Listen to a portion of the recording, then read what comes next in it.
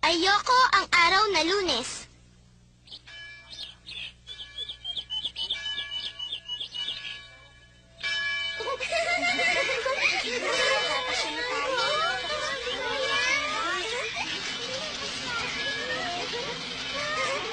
Mami, gagawa po tayo ng cake, candy at mga biskuit. Oo, anak, kasama ang daddy. Sige po. Bilis mo! Anong ginagawa niyo dyan? Oras na lang inyong pagkanta.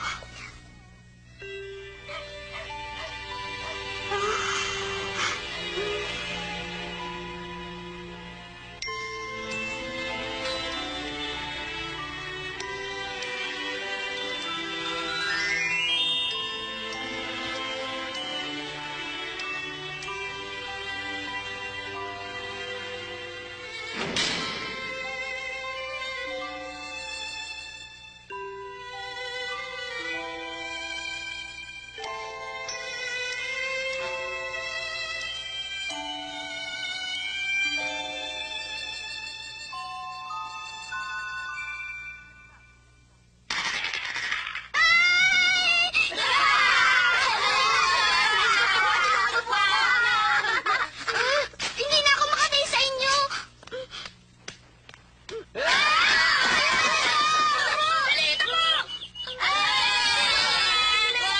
Judy, ano na naman yan?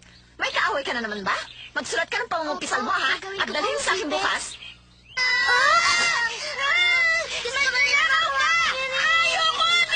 Bitiwan mo! Bitiwan mo! Halika! Emily!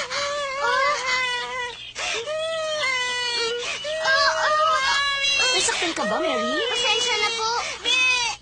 Napakasalbahing bata naman yan. Daddy, pwede mo po ba aking sakay? Oo naman, Iha. Emily, bakit ka ba lumabas? Baka mamaya mawala ka pa niyan. Sandali lang, nasa mamamit tayo to.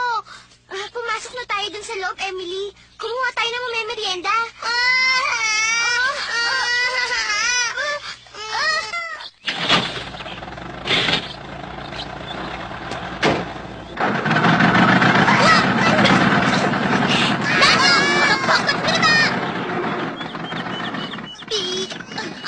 何が一番嫌かって聞かれたら、私は真っ先にこの日曜日の礼拝だって答えるでしょう。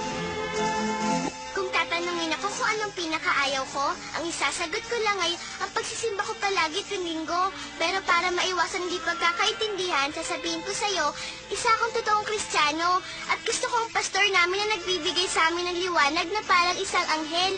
At gusto ko rin ang mga merienda namin tuwing matapos ang service.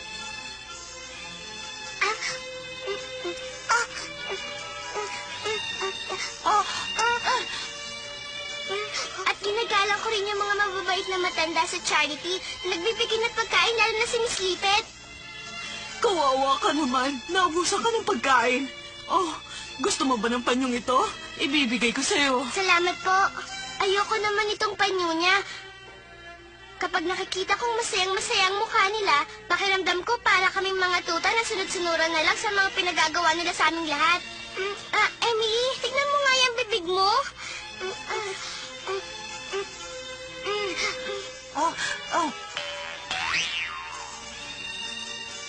Maraming salamat po sa panyo nyo. Malaking tulong po talaga ito. Madami pa ang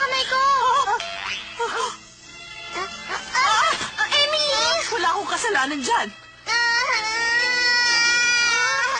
Ngayon, siguro naintindihan mo na kung bakit ayokong magsisimba tuwing linggo. Dahil ganun naman ang palagi nangyayari sa amin. Tapos na! Judy, pinatatawag ka ngayon din ni Sleeper. Ano? Bukas ko pa dapat ibigay ito pangungumpisal. May pagagawa na naman siya sa akin. Siguro tungkol na sa pagbisita dito ng committee. May bisita sila? Teka, sige, sandali lang.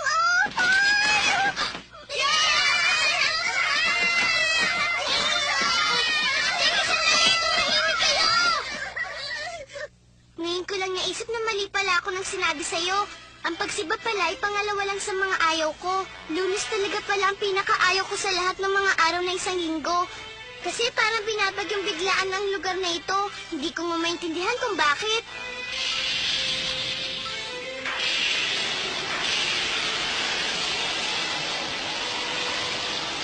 Judy!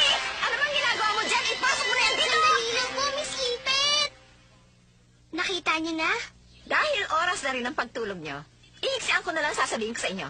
Alam nyo, bukas ay bibisita dito sa atin ng committee. Pagkatapos ng pagbisita, magkakaroon ng pagpupulong tungkol sa isang paksa. Naku, si Emily yata yun. Tungkol po ba saan yun? エミリーが寂しがってます。ジューディ、私はみんなに大切なお話をしてるんですよ。ですから議題を。 Sasabihin ko na, ang paksa bukas ay kung bibigyan kayo ng kanya-kanyang trabaho. Pwede na po ba kami magtrabaho? Bukod pa dyan, alam niyo ba na isa sa inyo ay pipiliin para magkaroon ng scholarship para sa high school? Maswerte ang mapipili. Yay! High school!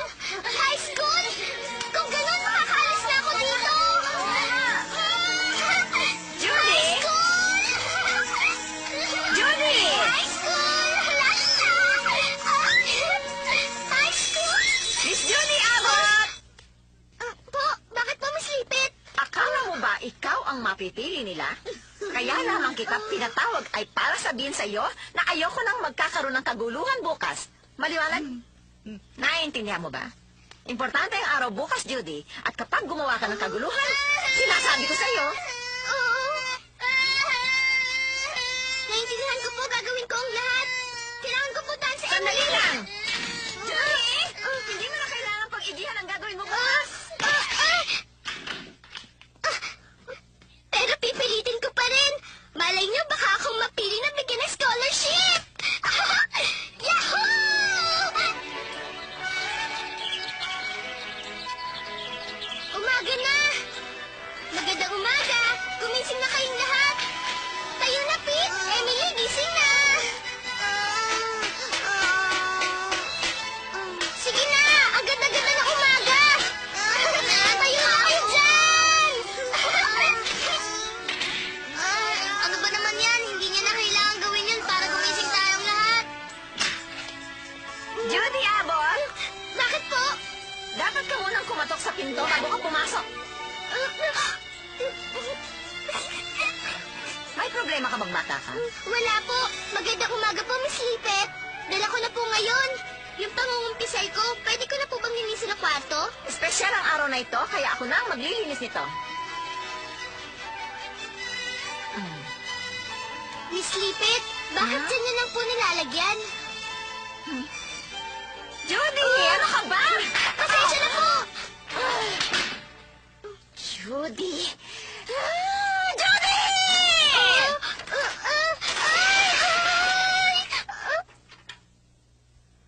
Ang tropical atmosphere depression na nangyayari tuwing umaga ay kadalasan dulot ng tensyon, pasensya at trabaho.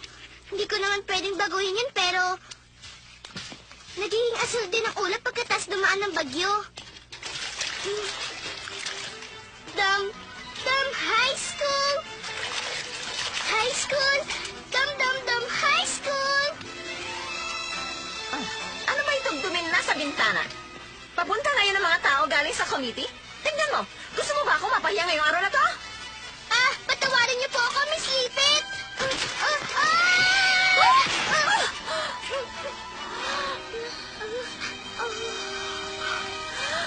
At unti-unti na lumalakas ang bagyo. Judy! Naka! Ayan na yung bagyo! Hindi na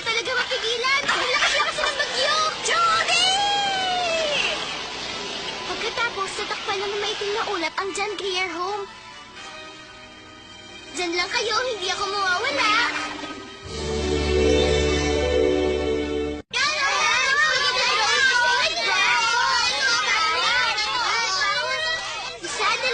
Isa, dalawa.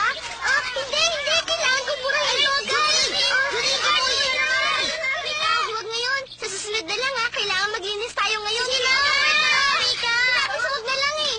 Ayoko talaga pag-araw ng Lunes. Kailangan palagi tayo maglinis dahil darating ang committee. Gusto wala naman kaming kasalanan. Bakit kami maglilinis?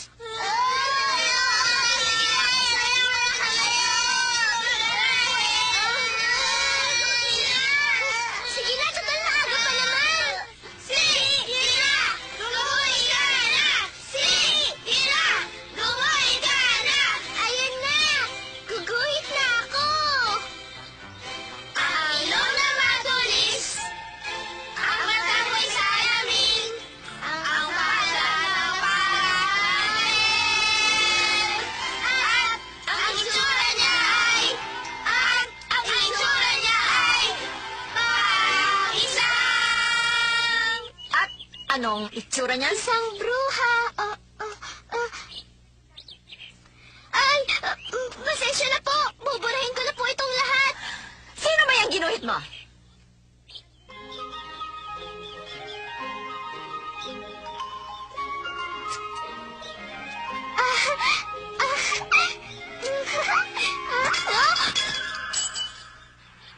Noon ding hapong yon, sa wakas dumating na rin ang malakas na bagyong hinihintay ko.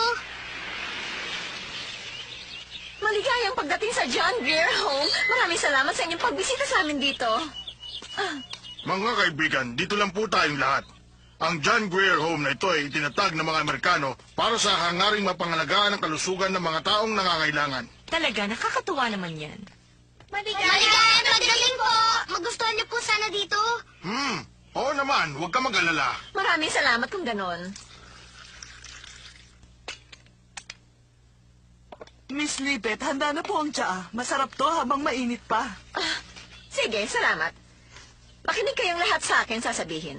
Maya-maya ay magtsatsaan na sila. Gusto kong pagsilbihan niyo sila na mabuti. Lalo ka na, Judy. Opo. Ayoko ng kahit anong aksidente mangyari. Nagkakaintindihan ba tayo? Tandaan nyo, ito ay para sa high school scholarship na ipamimigay nila. Naintindihan mo, Sadie? Pagbubutihin ko po ang pagsisilbi sa kanila. Pagbubutihin ko rin po. Ganun din po ako.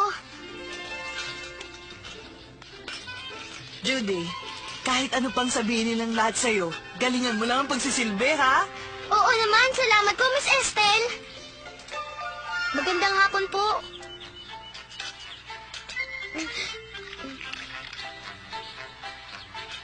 Maraming salamat. Maraming salamat, iho. Salamat. Ilang taong ka na ba? 13 po. Sa aking palagay, ang importante sa mga bata ay ang regulasyon at ang kagandahang asal. Tama po kayo, Sir Silas. Magandang hapon po.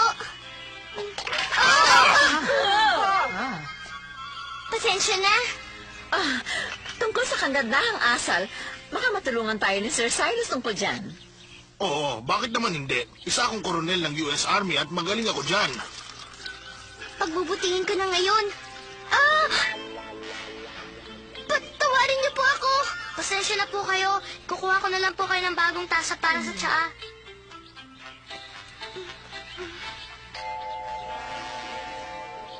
Judy, sinabi ko sa iyo na ayoko na ng aksidente, kaya mag-ingat ka na. Opo. Huh?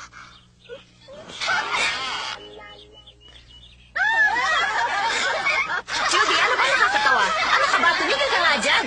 Si Sir Silas po may palabas. Ano ba to?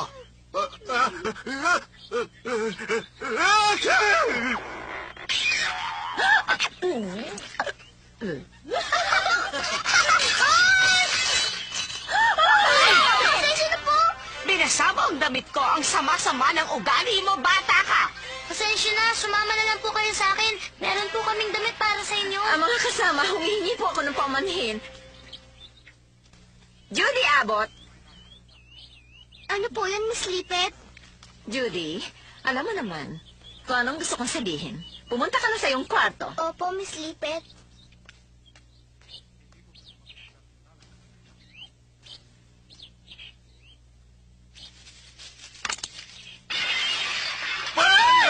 Anong klase ba lugar ito?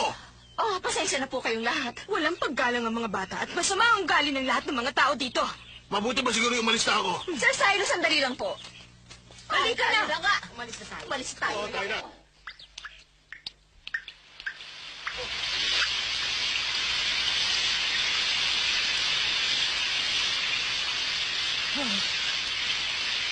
Judy!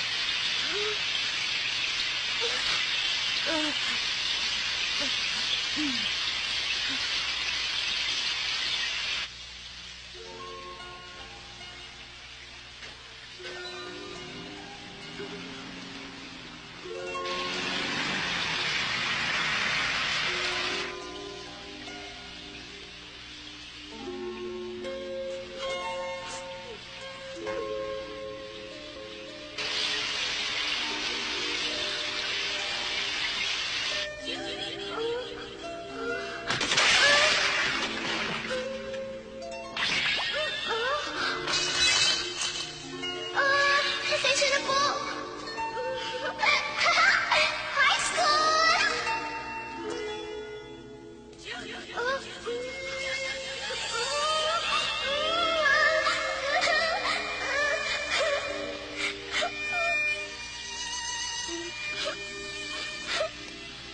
Judy, pwede mo ba akong basahan ng libro? Huwag muna ngayon. Diyan ka muna, Emily. Judy, ano ba nangyayari sa'yo? Pabayaan mo ako! Judy!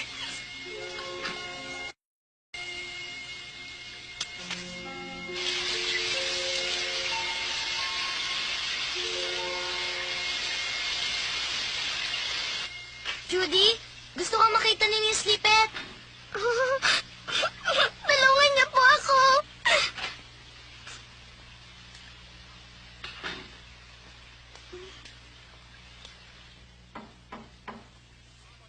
Bukas yan, pumasok ka na. Gusto niyo po ako makausap?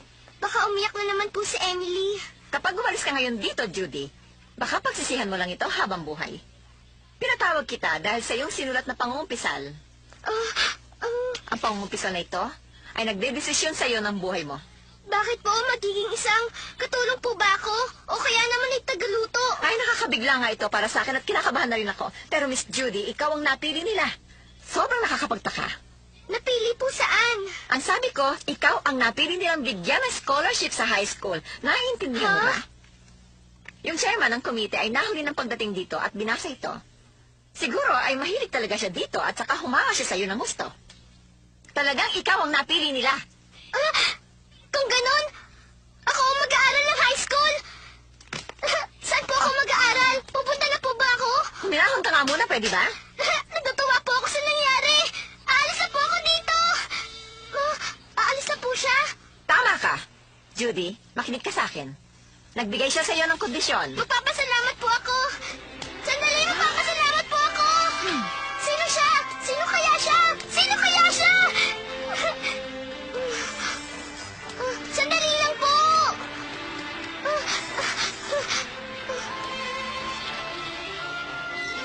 Sino po kayo? Anong pangalan niyo?